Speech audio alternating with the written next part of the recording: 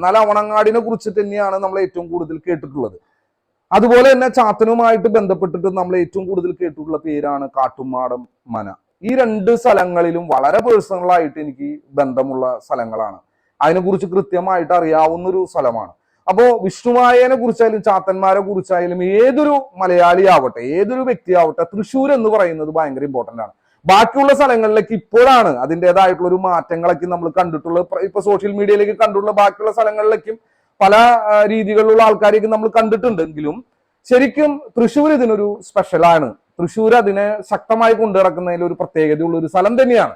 അതിപ്പോ ഞാൻ പറഞ്ഞത് കഴിഞ്ഞാൽ ആരും അത് നിഷേധിക്കുന്നില്ല. കാരണം അത് സത്യമായ ഒരു കാര്യമാണ്. സത്യമായ കാര്യത്തെ നമ്മൾ പറയുന്നതിൽ എന്താണ് തെറ്റുള്ളത്?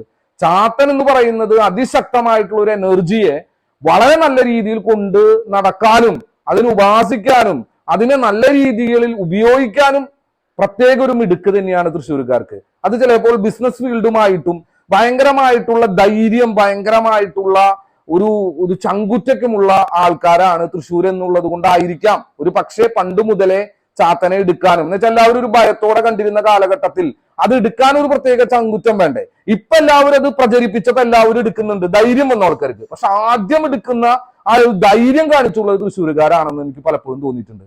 അതിലെനിക്ക് അഭിമാനവും ഉണ്ട്. അപ്പൊ എല്ലാവരും വിജയിക്കട്ടെ.